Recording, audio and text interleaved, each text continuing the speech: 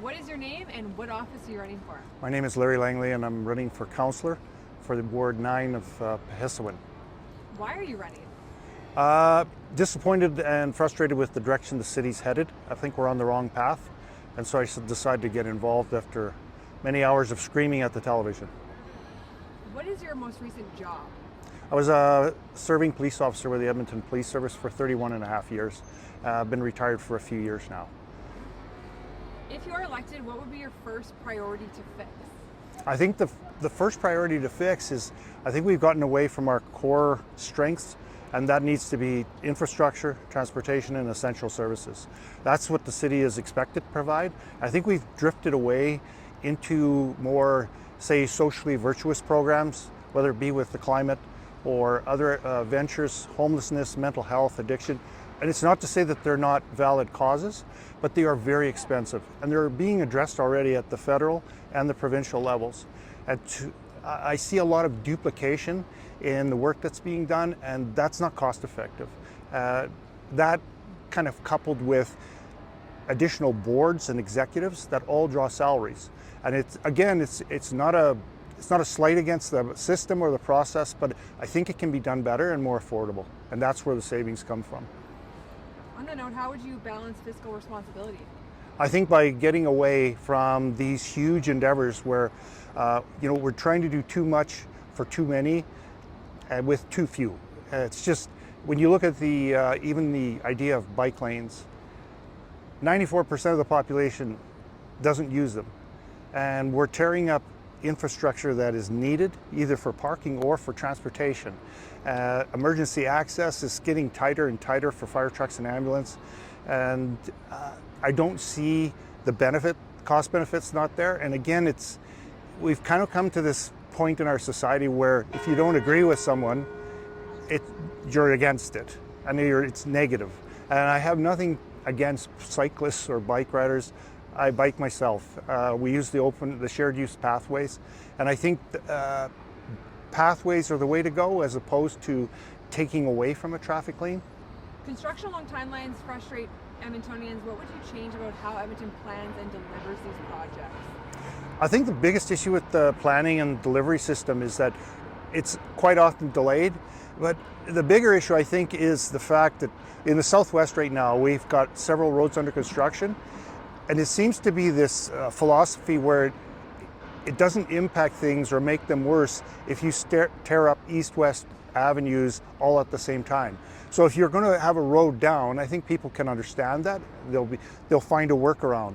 But when the city then, with almost military precision, cuts you off and starts to work on that roadway as well, in the instance of first Ellerslie, then your option is 41st Avenue Southwest. Both of those were all torn up. So it's frustrating because it's like there doesn't appear to be a plan. Now, obviously there has to be of some kind, but I think we need to let's slow it down, let's address one issue and then work towards the next and give people the ability to get around. How would you make Edmonton safer? That's a tough question. In policing, I think what you learn quickly is that 90% of the crime is committed by 10% of the population.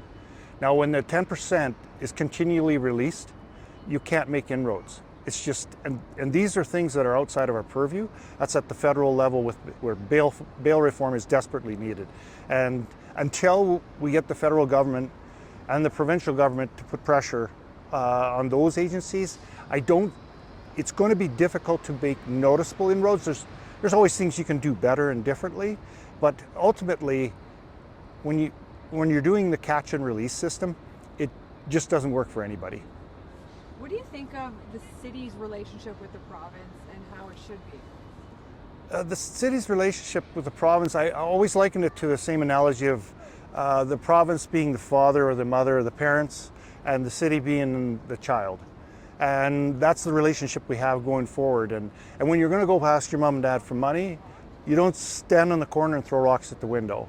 You go up to the door, maybe you cut the grass, maybe you suck up a little bit, but there's ways to get things done. And I think we've taken this adversarial role, and it's not, regardless of your politics, it's just not working for anybody. We're ending up with nothing being done and nothing being accomplished.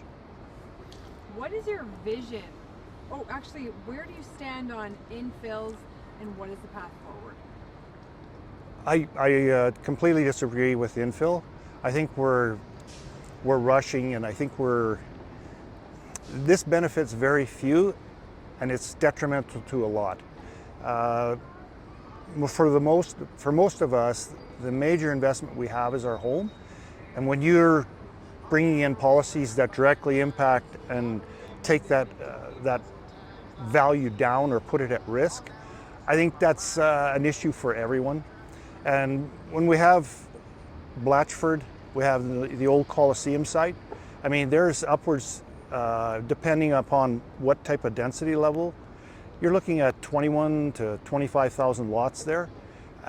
The infrastructure is there. The roads are already built up. I'm not really understanding why we're seeing the need to tear up mature neighborhoods when we have a blank slate on 2 different locations. What is your vision for Edmonton? I think the vision is to get back to basics and provide good service, so that get rid of the noise that's all around, where there's special interest groups, if you will, or small minority groups that have causes or agendas that seem to have gotten the ear of the city, and what we are supposed to be doing has fallen by the wayside. And I think we need to get back to fire, the police, snow clearing, grass cutting, just the things that are simple and that people expect.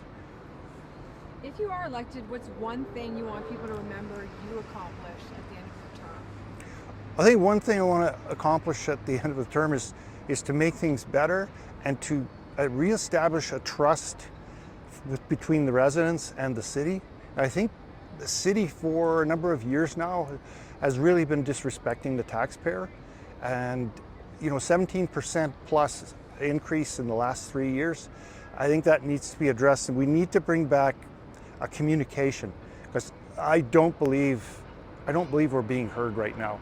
The info debacle is a very good example of how it seems that the city had previously made up its mind on how they were going to go, and no matter how many people pack the house, the message is not being heard.